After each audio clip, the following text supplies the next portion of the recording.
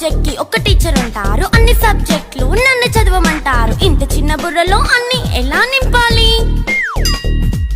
Class work, home work, fair notes అంటారు. Subject కి 3 books పెట్టి బ్యాగ్ నింపుతారు. ఇన్ఫాక్ట్ నా బరువు కన్నా నా బ్యాగ్ బరువే ఎక్కువ.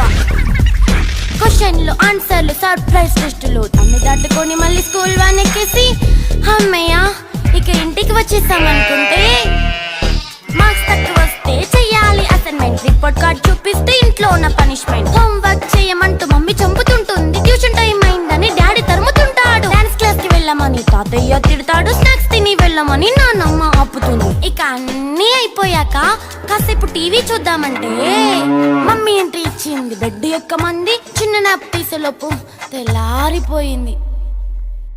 అయ్యో మళ్ళీ మొదలు ఈ స్కూల్ కష్టాలు.